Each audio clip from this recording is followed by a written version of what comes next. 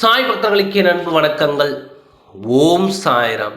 என் அன்பு குழந்தையே, உன் வாழ்க்கை துணை பற்றி உனக்கே தெரியாத ஒரு ரகசியத்தை சொல்கிறேன் கேள். நீ உன் துணையை பற்றி நினைத்து கொண்டு இருப்பது எல்லாம் பொய். அவருடைய உண்மையான சுயரூபம் இதுதான். அதை நீ தெரிந்து கொண்டால் நிச்சயமாக அவர் மீது இருக்கும் வெறுப்பில் இருந்து வெளியில் வந்து அவரை மனதார நேசிக்க ஆரம்பித்து விடுவாய். அவரின் எண்ணம் உன்னை பற்றியே தான் இருக்கிறது. உன்னுடைய ஞாபகத்தோடு தான் அவர் இருக்கிறார். அவர் உன்னை பற்றி நினைக்கவில்லை என்று நீ நினைக்கிறாய். உறுதியாக அப்படி நீ நினைக்க வேண்டாம்.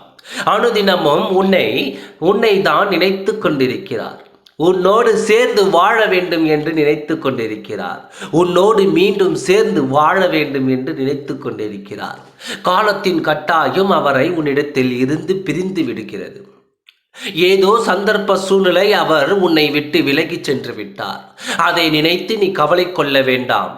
நீ எந்த அளவிற்கு அவர் மீது நேசம் வைத்து பாசம் வைத்து காத்து கொண்டிருக்கின்றாயோ அதே அளவிற்கு தான் உன் துணை உன்னை நாடி வருவதற்காக ஏற்பாடு செய்திருக்கிறார்.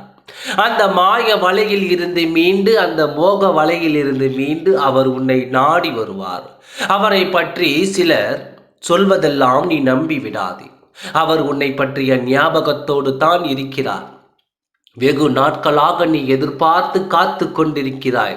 சாயப்பா, என் துணையை என்னோடு கொண்டு வந்து சேருங்கள் என்று சொல்கிறாய். நிச்சயமாக அவர் உன்னோடு சேர்ந்து வாழ விரும்புகிறார். அவர் மனம் இப்பொழுது மாற்றம் ஏற்பட்டு இருக்கிறது. உன் துணையை சந்தித்து நானே பேசுகிறேன். உன்னை நாடி வர வைக்கிறேன். கவலைப்படாதே. நடப்பது எல்லாம் நல்லதாகவே நடக்கும் என்ற எண்ணத்தோடு நீ இரு. உன்னை சுற்றி நடப்பதெல்லாம் நல்லதாகவே நடக்கும். உன் துணையை பற்றி சிலர் இல்லாததையும் பொல்லாததையும் சொல்லி உன் மனதை கெடுப்பார்கள். நீ அதையெல்லாம் கேட்காதே. நல்லதே நினைக்கும். உனக்கு நல்லது மட்டுமே நடக்கும். ஓம் சாய்ராம். நன்றி, வணக்கம்.